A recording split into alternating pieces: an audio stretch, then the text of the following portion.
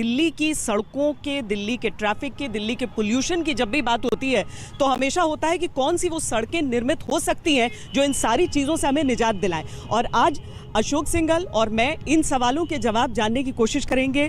केंद्रीय सड़क परिवहन मंत्री नितिन गडकरी जी, बहुत स्वागत है आपका। सर, सबसे पहले तो मैं आपके हाइड्रोजन पावर्ड गाड़ी के बारे में भी जानना चाहती हूँ। बड़ा थोड़ा सा राजनीतिक भी हो जाता है, तेजस्वी भी सवार हुए जब अशोक जी वहाँ पर साथ में थे ही। तो ये जो गाड़ी है, ये क्या भविष्य की गाड़ी है या आज की गाड़ी है? ये गाड़ी का नाम है मिराई। मिराई मीन्स भविष्य, फ्यूचर। मिराई जापानी वर्ड है और आगे पानी से हाइड्रोजन निकलेगा और ये गाड़ी चलेगी और ये फ्यूचरिस्टिक फ्यूल है। और आज हम ऊर्जा को आयात करने वाला देश है। मेरा विश्वास है कि आने वाले 8-10 साल में हम ऊर्जा को निर्यात करने वाला देश बनेंगे। नितिन जी, हम चाहते हैं कि हम यहाँ द्वारका एक्सप्रेसवे पर आगे तक जाएं। देश में कई सड़कें ऐसी हैं जो आपको बहुत इंटरनेशनल फील देती हैं, तो ये भी उन सड़कों में से एक है। हमने एक चक्कर मारा है, लेकिन अब नितिन जी के साथ वहाँ पर पहुँचते हैं, क्योंकि इसके लिए कहा जा रहा है कि आर्किटेक्चर का एक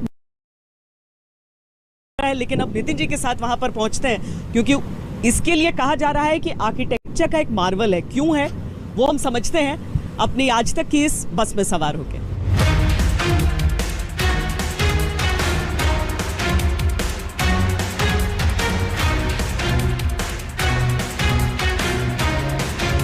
ये द्वारका एक्सप्रेसवे और इस पर आज तक एक्सप्रेस। सर, क्या क्या खास है इसमें? क्यों इसको हम एक मार्वल ये 20 साल पहले प्लानिंग में था और दिल्ली सरकार और हरियाणा सरकार के बीच में काफ़ी लैंड एक्वायर कर दी। ये पूरी लैंड बंद पड़ी थी और 20 साल से कुछ नहीं हुआ था। बाद में जो UR2 जो है, जो आगे पानीपत वाले रोड को मिलता है, वो भी दिल्ली के डेवलपमेंट प्लान में था। पर बाद में एक बार हरियाणा के मुख्यमंत्री जी ने एक पब्लिक मीटिंग में मुझे कहा कि ये 31 किलोमीटर का है, तो मुझे लगा ये 300-400 करोड़ का होगा। मैंने हाँ कह दिया और जब देखा तो इसमें काफ़ी बड़ी बातें आई। ये हाईवे जो है, इसमें 5 चीज़ें ऐसी है जो भारत में पहली बार हुई है। ये सिंगल पियर पर, यानी एक ही पियर पर 8 लेन रोड बना हुआ है। This is the first time in the country. ये भारत का पहला 4 स्तरीय इंटरचेंज 2 जगह पर है। 4 स्तरीय, 1 2 3 4। दूसरा 3 स्तरीय इंटरचेंज है 9 जगह पर। और ये 3.6 किलोमीटर 8 लेन लंबी टनल है इसके अंदर में। बाद में हवाई अड्डे से जुड़ने के लिए T3 को डायरेक्ट 2.4 किलोमीटर की 6 लेन सुरंग बन रही है। और प्रमुख इंटरचेंजों पर एलिवेटेड सर्विस रोड है, सर्विस रोड भी ऊपर है। और अतिरिक्त 6 लेन सर्विस रोड और बनाए गए हैं। ये आइडिया कहाँ से आया? क्या किसी देश में ऐसा आपने देखा, या जो आउट ऑफ बॉक्स आइडियाज़ के लिए आप जाने जाते हैं कि जो कहीं नहीं होता वो आप नई चीज़ लेके आते हैं, कॉन्सेप्ट नया होता है, तो ये आइडिया कहाँ से आया कि ऐसा बनाना है 14 लेन एलिवेटेड रोड, टनल्स? ये जो धोला कुआं से गुड़गांव का रोड है, इसके ट्रैफिक जाम में मैं अनेक बार फंसा हूँ। एक बार आपने भी न्यूज़ की थी। तब मैंने तय किया कि इसका 2.5 लाख मिसयूज़ है। अब क्या होगा, जो पंजाब, हरियाणा, कश्मीर, उत्तराखंड, हिमाचल जो लोग एयरपोर्ट आते हैं, अब वो सीधे आएंगे, तो धौला कुआं से गुड़गांव का 50% ट्रैफिक कम हो जाएगा। तो ये जो पूरे रोड पे जो ट्रैफिक जाम है ख़त्म हो जाएगा। और दूसरी इम्पॉर्टेंट चीज़ ये है कि यहाँ से डायरेक्ट दिल्ली मुंबई हाईवे को जुड़ जाएंगे। यानी आप पंजाब से निकलेंगे, पानीपत में आएंगे और UR2 से आएंगे, यहाँ से सीधा ये जो जा रहा है ये सोना जाएगा और सोना से डायरेक्ट मुंबई जाएगा, जयपुर जाएंगे, डायरेक्ट वहाँ से सूरत, अहमदाबाद, बड़ोदरा जाएंगे और सूरत से डायरेक्ट चेन्नई, कन्याकुमारी तक ऐसे हाईवे से जाएंगे। अच्छा नितिन जी, हमेशा सब मजाक करते हैं कि आपको सबसे ज़्यादा सपोर्ट जो विपक्षी पार्टियां हैं वही करती हैं। ये आम आदमी पार्टी आपको क्रिटिसाइज कर रही है कैग रिपोर्ट के आधार पर। उनको इस खासकर एक्सप्रेसवे पे बहुत ज़्यादा एतराज़ है, क्योंकि कैग की रिपोर्ट भी आई, जो कि सरकार भी आपकी है, तो वो कह रहे हैं कैग की रिपोर्ट आई जो सीधे सीधे उंगली उठा रही है मंत्रालय। नहीं, उसमें कुछ है ही नहीं। देखिए, ये टोटल हाईवे है 563 किलोमीटर लेन और एक्चुअल लेन जो है वो 29 किलोमीटर की है डिस्टेंस। अब इसमें क्या हुआ कि हमने भारतमाला 2 में जब हमने भारतमाला 1 में जब हमने हमारा जो एक प्लान था वो सबमिट किया था, उसमें एस्टिमेटेड कॉस्ट नहीं थी। वो प्लान था। तो उसमें हमने 5000 किलोमीटर 91,000 करोड़ लगेंगे ऐसा लिखा था, यानी पर किलोमीटर 2 किलोमीटर बढ़ाएंगे, 2 लेन का 4 लेन करेंगे, तो उसको जो खर्चा आएगा 18.5 करोड़ पर 2 लेन किलोमीटर लगेगा। अब इसमें जो ये बना है, ये किस प्रकार के देखो ब्रिजेस कैसे है, ये प्लेन रोड नहीं है। अब इसमें 563 किलोमीटर यानी 281.5 किलोमीटर सिंगल लेन है, और इसका खर्चा है 9.5, जिसमें टनल है। तो जो 18 करोड़ बोल रहे हैं, वही 9.5 करोड़ हमारा पर किलोमीटर आया। तो यहाँ क्या गड़बड़ होगी? मतलब आप कह रहे हैं कि फॉर्मूला किलोमीटर के हिसाब से है। हाँ, लेकिन जो दरअसल ऐड हुआ था भारतमाला में वो 91,000 करोड़ और 5,000 किलोमीटर, और वही CAG ने आधार लिया था कि 18 करोड़। तो हमारा 9.5 किलोमीटर पर लेना है, CAG ने 9 करोड़ का। तो आज इतनी लेन बनी है, देखो कैसे स्ट्रक्चर से। आपने कहीं देखे क्या? ये तो भी बताइए। ये रोड देखो ये कैसा है, ये सब एक ब्रिज है, उसके ऊपर दूसरा ब्रिज है। अब ये सब इसके साथ दोनों बाजू में हरियाणा में जाने वाले जितने रोड है वो भी हमने बड़े बना दिए, उसको हमने छोड़ा नहीं है। और अंदर से रास्ता है, कुछ जगह अंडरग्राउंड है।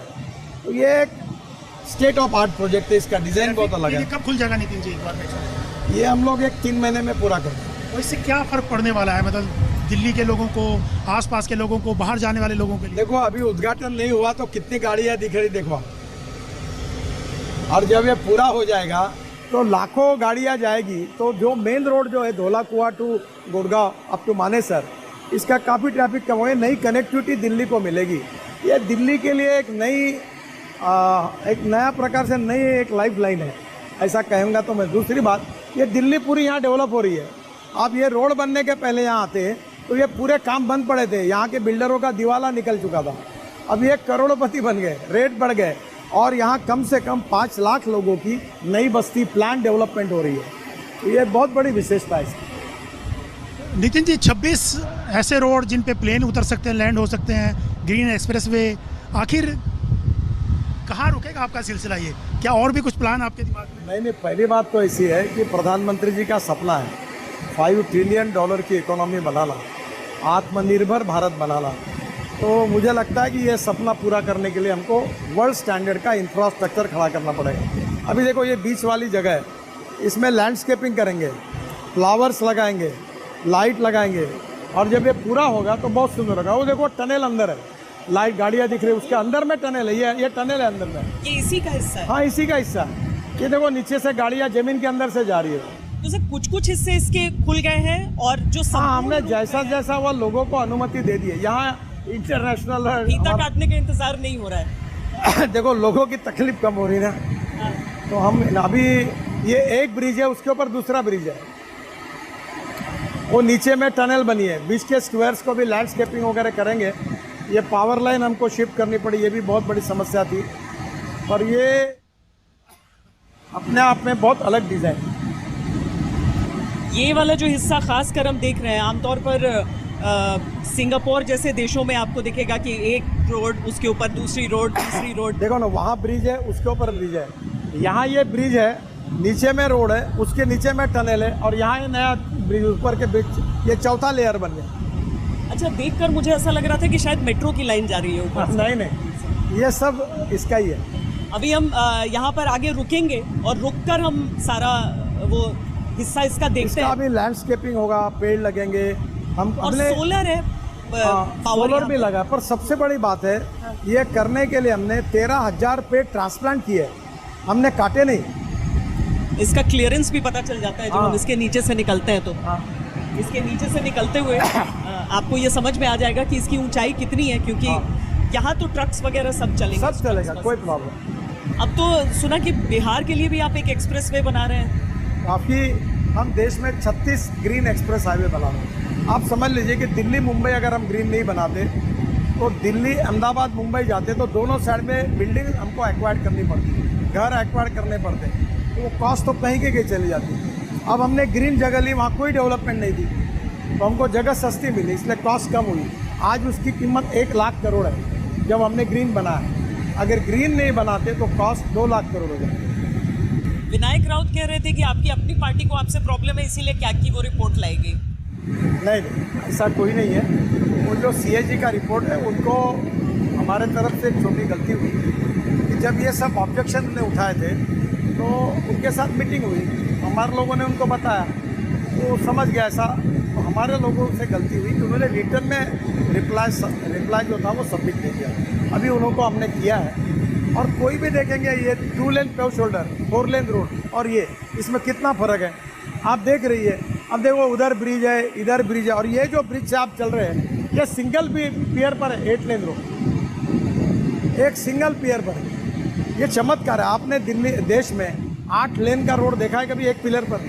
लेकिन नितिन जी, सड़कों में तो आपने बड़ी सफलता हासिल की, एक के बाद एक रिकॉर्ड है आपके, लेकिन जो सड़क दुर्घटना है उसमें क्यों नहीं आपको सक्सेस मिल पाई? आप बार बार कहते हैं कि मेरे एक कमी है, मेरा एरिया जो ऐसा एक एरिया है जिसमें मेरे को सफलता नहीं मिल पाई, बहुत कोशिश की, आखिर क्या होगा उसका? देखिए, रोड इंजीनियरिंग, ऑटोमोबाइल इंजीनियरिंग दोनों में सुधार होगा। इमरजेंसी में अब हेलीपोर्ट बना रहे हैं हम लोग, पर ह्यूमन बिहेवियर कि मैं मोबाइल रखकर बात नहीं करूँगा, हेलमेट पहनूँगा, रूल्स ऑफ द रोड है कि रेड सिग्नल लगाए तो रुक जाऊँगा, जब तक पब्लिक का सहयोग नहीं मिलेगा और ये जो माइंड है लोगों का वो जब तक नहीं बदलेगा तब तक ये सक्सेस नहीं हो सकता। दूसरा, ऑटोमोबाइल, आपने सड़कों में बहुत काम किया पूरे देश में, कन्याकुमारी से जम्मू कश्मीर से लेकर कन्याकुमारी, लेकिन ऑटोमोबाइल इंडस्ट्री की बात अगर की जाए नितिन जी, आपने जापान को पीछे छोड़ा, तीसरे नंबर पे है और आप दावा कर रहे हैं कि आने वाले समय में नंबर 1 पे आ पाएंगे। हाइड्रोजन की गाड़ियाँ, इथेनॉल की गाड़ी आपने लॉन्च कर दी, इलेक्ट्रिक व्हीकल, बहुत तरह के सवाल उठते थे, आगे अब क्या प्लान है आपका इसको लेकर के? हम केवल पेट्रोल डीजल की बात नहीं कर रहे, इलेक्ट्रिक की बात कर रहे हैं, इथेनॉल की बात कर रहे हैं, मिथेनॉल की बात कर रहे हैं, बायो सीएनजी, बायो एलएनजी की बात कर रहे हैं। अभी मैं हाइड्रोजन की गाड़ी में आया, 4 दिन पहले मैंने 100% इथेनॉल की गाड़ी लॉन्च की। तो ये जो बदलाव होगा इससे प्रदूषण भी कम होगा, नए रोजगार भी निर्माण होंगे और देश की तरक्की होगी, क्योंकि ये ऑटोमोबाइल इंडस्ट्री राज्य सरकार और भारत सरकार को सबसे ज़्यादा जीएसटी देती है, 4.5 करोड़ लोगों को जॉब दे चुकी है और ये जब 20 लाख करोड़ की होगी तो 10 करोड़ लोगों को जॉब देगी। तो निश्चित रूप से इस इंडस्ट्री से बहुत बड़ा फायदा। तो अगर जैसे आम इंसान खरीदना चाहता है, अगर हम लोग खरीदना चाहते हैं कि इथेनॉल वाली गाड़ी खरीद लें, तो उसमें समय लगेगा? अभी उन्होंने इनोवा गाड़ी जो थी टोयोटो की वो लॉन्च हो गई। अभी टीवीएस और बजाज और हीरो की 2 व्हीलर्स भी तैयार होगी, ऑटो रिक्शा भी तैयार होगी। अब इथेनॉल के पंप तैयार करने हैं और मैंने पेट्रोलियम मंत्री जी को अनुरोध किया कि इथेनॉल के पंप शुरू हो जाए। और अभी इंडियन ऑयल को भी रिक्वेस्ट की थी वैद्य साहब को, वो भी अपने पंप खोल रहे हैं। अब पंप खुलेंगे तो गाड़ी आएगी। मोटे तौर पर अनुमान, क्योंकि आपसे इलेक्ट्रिक व्हीकल के भी समय मुझे याद है मैंने पूछा था, आज हम लोग इलेक्ट्रिक व्हीकल में ही आए हैं यहाँ पर, तो मतलब ऐसा नहीं है कि मतलब पता नहीं अपने जीवन काल में देख पाएंगे। आपने मुझे पूछा था कि इलेक्ट्रिक गाड़ी रास्ते में बंद होगी तो क्या होगा, तो मैं अभी पूछता हूँ किसी को कि किसी की गाड़ी बंद हुई? एक भी नहीं है। देखिए, इलेक्ट्रिक की दिल्ली में 5 साल के अंदर सब बसेज इलेक्ट्रिक की होगी। सब शहरों में अभी 10,000 बसेज भारत सरकार ले रही है। आने वाले समय में 5 लाख बसेज देश में इलेक्ट्रिक की होगी। अभी मैं 16 तारीख को नागपुर में एक electric bus double decker launch कर रहा हूँ और वो बस से दिव्यांग और सीनियर सिटीजन को घुमाने के लिए उसका प्रयोग है। नितिन जी, आप अक्सर की बात कहते हैं कि पेट्रोल और डीजल को इस देश से बाहर निकाल देना चाहते हैं, तो ये सपना जो है कभी पूरा होगा? क्या समय लगेगा या एक टारगेट है? देखिए, ये बहुत कठिन है। ये मेरा उद्दिष्ट है। 16 लाख करोड़ का पेट्रोल और डीजल और गैस, ये फॉसिल फ्यूल इंपोर्ट होता है, इतने आसानी से ये नहीं जाएगा और ये कठिन काम है।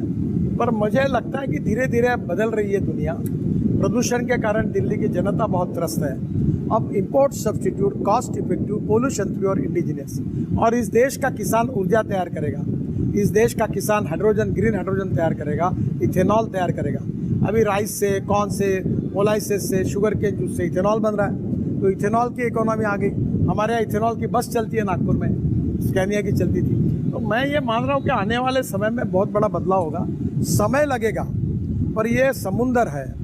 हम इलेक्ट्रिक लाए, इतना कुछ करें तो भी डीजल और इसको पेट्रोल को हटाना बहुत कठिन है।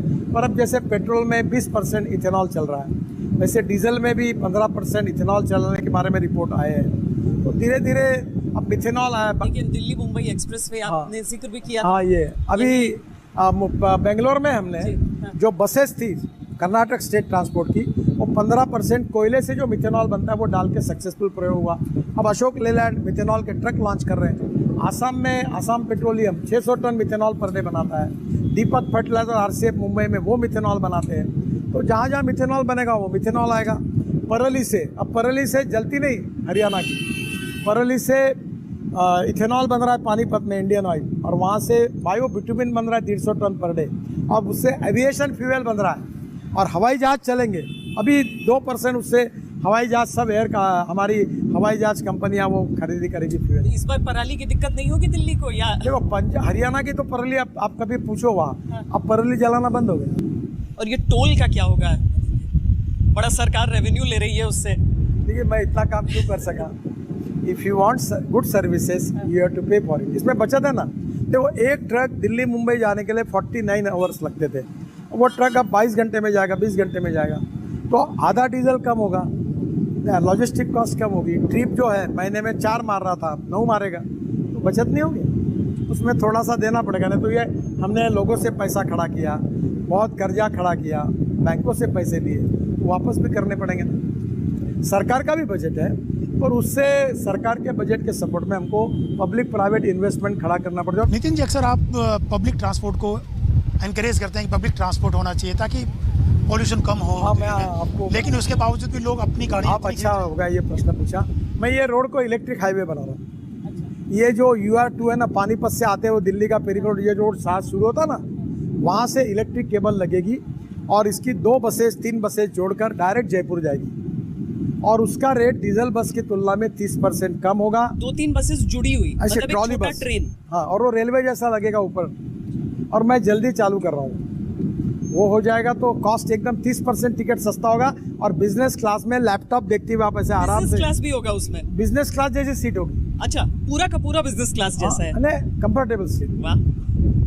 तो कोई जाएगा नहीं गाड़ी से, फिर पब्लिक ट्रांसपोर्ट से ही जाएगा। नितिन जी, ये वाला हिस्सा जो हम देख रहे हैं ये भी टनल नुमा ही है या थोड़ा सा उसका? ये अंदर टनल है, वो जो है वो अंदर टनल है। और ये जो रोड अभी आगे जा रहा है तो यहाँ उतरने के लिए बना हुआ है। द्वारका एक्सप्रेसवे के ही एक ऐसे हिस्से में हम पहुंचे हैं जो अपने आप में भारत में बहुत सारे मायनों में सबसे पहला होने वाला है।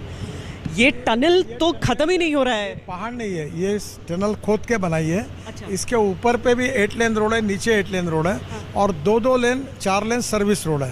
यानी 8 और 8 16 और 4 20 लेन हो गया। और ये टनल अब एयरपोर्ट के एयर स्ट्रिप जो है दिल्ली में जो हवाई जहाज उतरते हैं, इंदिरा गांधी एयरपोर्ट, उसके नीचे से जाके T3 को पहुंचेगी। तो पंजाब हरियाणा आने वाले लोग जो है, उत्तराखंड हिमाचल उधर के, वो डायरेक्ट UR2 से पानीपत के बाद पलट कर आएंगे तो 20 मिनट में एयरपोर्ट पहुंच जाएंगे। 20 मिनट में बस? हाँ, और यहाँ से वसंत विहार में टनल जाएगी शिव मूर्ति से आगे, तो डायरेक्ट वसंत विहार जाएगी। तो ये जो हमारा धौला कुआं से आने वाला जो गुड़गांव का रोड है, इसका ट्रैफिक 50% कम हो जाएगा। और अभी जो 2 घंटे लगते थे जो पानीपत वाले रोड से वहाँ से जाना, वो 20 मिनट में हो जाएगा। तो हिंदुस्तान का सबसे लंबा शैलो टनल, ये शैलो टनल पहली बार इतना हुआ है, इतना बड़ा ये अभी तक नहीं हुआ है। चैलेंजिंग टास्क है। चैलेंजिंग टास्क था। और ये देखो, ये पूरे कंक्रीट के पिलर है, इसके ऊपर कंक्रीट, इसके ऊपर पूरा उतना ही बड़ा रोड है, इतना ही बड़ा। और उसको इधर 2 लेन और इधर 4 लेन, 2 सर्विस रोड है। तो जो हम बात कर रहे थे, अभी इसके बाद नीचे जाओगे तो एयर स्ट्रिप है, एयर ऊपर हवाई जहाज उतरेगा और नीचे से लोग जाएंगे, ऐसा है। तो जो कॉस्टिंग की बात हम कर रहे थे ये भी उसी में जुड़ेगा? बिल्कुल है, केवल ऊपर वाला नहीं है बल्कि इसके नीचे सब यही तो है कि ये 28 किलोमीटर की लेंथ है।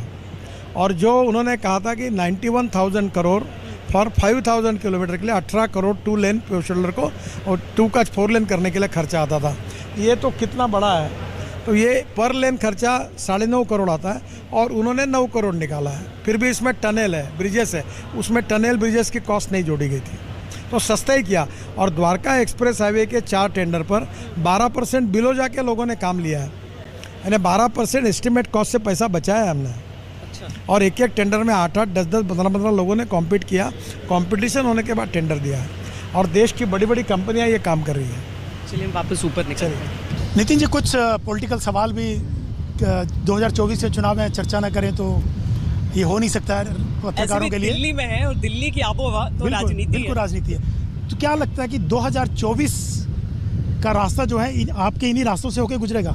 देखिए, politics of 21st century is the politics for progress and development. जो युवा लोग हैं, वो चाहे कोई भी जात पंथ धर्म भाषा के, वो विकास चाहते हैं, डेवलपमेंट चाहते हैं, एम्प्लॉयमेंट चाहते हैं, गरीबी दूर करना चाहते हैं। और पिछले 60 साल में कांग्रेस पार्टी जो नहीं कर सकी वो मोदी जी के नेतृत्व में हमारी सरकार ने करके दिखाया, और मुझे लगता है कि यही हमारी बड़ी अचीवमेंट है। ये जैसा बना, एक पुणे में चांदनी चौक बना है, ऐसा ही बहुत सुंदर बना। तो वो वहाँ के लोग इतने SMS और इतना सोशल मीडिया पे चित्र डाल रहे हैं उसके, तो हर जगह पर ये जो डेवलपमेंट हो रही है, ये विकास काम जो हमारी सरकार ने किए हैं, उसके कारण जनता हमें अच्छा समर्थन देगी। जब हम इकोनॉमी के बड़े होने की बात करते हैं तो उसमें इंफ्रास्ट्रक्चर का बेहतर होना सबसे ज़्यादा अहम होता है। सड़कों के साथ साथ, चूँकि आपके मन में जो एक मैं कैसे कहूँ आर्थिक दिमाग जो अर्थव्यवस्था को समझने वाला है, संतुष्ट है भारत जिस हिसाब से अपने इंफ्रास्ट्रक्चर को डेवलप कर रहा है? देखिए, एयरपोर्ट दुगने हो गए, 100-125 एयरपोर्ट बढ़ गए। रेलवे में ये बड़ी अच्छी ट्रेन शुरू हो गई, वंदे भारत। अब मुझे बताइए कि water, power, transport and communication, ये 4 चीज़ें जहाँ होती है वहाँ कैपिटल इन्वेस्टमेंट और इंडस्ट्री आती है, और जहाँ कैपिटल इन्वेस्टमेंट और इंडस्ट्री आती है वहाँ रोज़गार निर्माण होता है, और जहाँ रोज़गार निर्माण होता है वहाँ ग्रोथ बढ़ती है और गरीबी दूर होती है। तो विकास का मार्ग तो ये, अब हमारा एक्सपोर्ट बढ़ेगा। अभी दिल्ली से मुंबई अगर समय बचेगा तो लॉजिस्टिक कॉस्ट जो आज 16% है वो 9% पे आएगी, तो हम इंटरनेशनल मार्केट में कॉम्पिटिटिव बनेंगे। कॉम्पिटिटिव बनेंगे तो एक्सपोर्ट बढ़ेगा, एक्सपोर्ट बढ़ेगा तो रोज़गार निर्माण होगा। तो अभी ऐसा कौन सा प्रोजेक्ट आपके अभी पेंडिंग है नितिन जी, जिसको आप नहीं कर पाए? Dwarka express way, Mumbai express way, इतना बड़ा प्रोजेक्ट जहां आपको लगता है कि ये बस ये करना कमी नहीं है? ये तो मैंने यहाँ भी मंत्री होने के पहले मुंबई पुणे हाईवे बनाया, वर्ली बांद्रा सीलिंग प्रोजेक्ट मुंबई का बनाया, 55 फ्लाईओवर बनाया, और ये मुझे बहुत अच्छा मौका मोदी जी ने दिया। ये भी काम मैं कर रहा हूँ। ये मैंने उनसे मांग के लिया था कि मुझे ये मिनिस्ट्री मिलेगी तो मैं काम करूँगा। पर मेरे लाइफ में सबसे अच्छा काम ये हुआ कि जब मैं मंत्री बना तो 1.5 करोड़ लोग साइकिल रिक्शा चलाते थे। कुछ लोग आदमी आदमी को धोने का काम करते थे, और आज मुझे खुशी इस बात की है कि देश में जो बोरा 1 क्विंटल का अपने पीठ पर रखते थे, अब 2 करोड़ लोग ऐसे हैं जो मैकेनाइज्ड ड्रिवन ई रिक्शा और ई कार चलाते हैं। मानवीय दृष्टिकोण से उनको मुक्ति मिली, और आज वो उनका शोषण खत्म हुआ। अब ई रिक्शा आया, ई कार्ट आई, मेरे लाइफ का गरीब आदमी को उससे मुक्ति मिली। ये पंडित दीनदयाल उपाध्याय जी की जो अंत्योदय की कल्पना थी, वो मेरे लिए that is to be a great achievement in my life. मैं उसको सबसे बड़ी मानता हूँ। आप कह रहे हैं कि नेशनलिस्ट हैं आप, आपकी पार्टी भी कहती है देशभक्ति की बात, लेकिन नाम तो सामने वाली अलायंस ने अपना इंडिया रख लिया है। वो कहते हैं आप लोग बहुत डर गए हैं इसके बाद। जो मार्केट में जिस कंपनी का दुकान का दिवाला पिटता है तो वो बोर्ड बदल देते हैं, नया बोर्ड लगा देते हैं, क्योंकि पुराना अकाउंट जब NPA होता है तो लोन नहीं मिलता, तो नया बोर्ड लगाते हैं। इतना ही हुआ, बाकी लोग वही है। कोई फ़ायदा नहीं होगा उनको? कुछ नहीं होगा। हमने जो काम किया है लोगों में, अलग अलग क्षेत्र में मोदी जी के नेतृत्व में जो विकास के काम हुए हैं, उन सब के बदौलत मेरा विश्वास है कि लोग डेवलपमेंट के लिए, इस देश के भविष्य को बदलने के लिए निश्चित रूप से हमारी सरकार को फिर से चुन देंगे। हिंदुस्तान की पॉलिटिक्स में एक और चीज़ हो रही है, क्या? और वो सनातन धर्म को लेके जो अभी टिप्पणी आई है। मुझे लगता है कि जो लोगों को धर्म ही पता नहीं है, सनातन धर्म ही पता नहीं है, धर्म का संबंध है कर्तव्यों के साथ। आप पत्रकार हैं, आप बोल रहे कि मैं पत्रकार धर्म का पालन कर रही हूँ, तो इसका मतलब क्या होता है? धर्म का संबंध कर्तव्य के साथ है। और सुप्रीम कोर्ट ने जो कहा है कि हिंदुत्व ये वे ऑफ लाइफ है, मुझे लगता है जो बेचारे नहीं समझ पाते सनातन धर्म को, ऐसी बात कर रहे हैं। सनातन धर्म हमारे इतिहास संस्कृति से जुड़ा हुआ है। खैर, जो नहीं समझ पाते वो ऐसा बोलते हैं, धीरे-धीरे समझ जाएंगे। क्या है आपके हिसाब से, आप क्या समझाएंगे? भारतीय संस्कृति, इतिहास और विरासत के आधार पर जो मूल्याधिष्ठित जीवन पद्धति, परिवार पद्धति है, और जो आदर्श हमको हमारे रामायण, महाभारत, सनातन इतिहास से मिले हुए हैं, उसका अनुकरण करने वाले, उसका कर्तव्य के रूप में अनुकरण करने वाले जो लोग हैं, वो हमारी इस विचार पद्धति को, हमारी इस प्रकार की जो हम काम कर रहे हैं उस पद्धति को, वो जो एक जीवन पद्धति मानते हैं, यह सनातन धर्म का पालन करते हैं, यही उसका अर्थ है। महाराष्ट्र की सभी पार्टियों से और सभी राजनेताओं से आपके अच्छे संबंध रहते हैं, तो मतलब 2 हिस्से होने के बाद भी आपके अच्छे संबंध हैं? मेरे सबसे अच्छे संबंध है। आप मुझे बताइए किससे नहीं है? मैं RSS का हूँ, स्वयंसेवक हूँ, बीजेपी का कार्यकर्ता हूँ। मैं अपनी विचारधारा के साथ कभी कॉम्प्रोमाइज़ नहीं करता, पर मैं मानता हूँ कि मैं कोई पार्टी का मंत्री नहीं हूँ, देश का मंत्री हूँ। मेरे पास कोई भी पार्टी का मंत्री आता है, कोई आता है, तो मैं देखता हूँ, उसके काम को सुलझाने की कोशिश करता हूँ, उसकी मदद करता हूँ। एक आधा काम नहीं होता है तो मैं बता देता हूँ। अब देखो, ये इतनी बड़ी बिल्डिंगें बनी, इसमें कितने रोजगार क्रिएट हुए, कितने आर्किटेक्ट को काम मिला, कितने इंजीनियर को मिला, कितना स्टील लगा, कितना सीमेंट लगा। ये पूरी टाउनशिप डेवलप हो रही, 5 लाख लोगों की नई बस्ती हो रही पूरी डेवलप इसके बाद। चलिए, हमेशा कहते हैं कि रास्ते नहीं होंगे तो कोई जुड़ेगा कैसे। अब उन्हीं रास्तों में चलते हुए 2024 का भी एक रास्ता है या नहीं है बीजेपी के लिए, ये उन लोगों को भी तय करना है जो अभी तो शायद सड़क की उस ओर चल रहे हैं, लेकिन कुछ दिनों में उन्हें इस सड़क का भी और वो एहसास भी उन्हें मिल रहा है कि इस सड़क से उन्हें क्या मिल सकता है, क्या हासिल हो सकता है। बहुत बहुत धन्यवाद नितिन जी, थैंक यू हमारे साथ आने के लिए यहाँ पर। अशोक सिंघल और मुझे दीजिए इजाजत। देश और दुनिया की बाकी खबरों के लिए आप देखते रहिए आज तक। नितिन गडकरी के इस इंटरव्यू के बाद बात प्रधानमंत्री नरेंद्र मोदी की। पीएम मोदी के तरकश में हर वो तीर था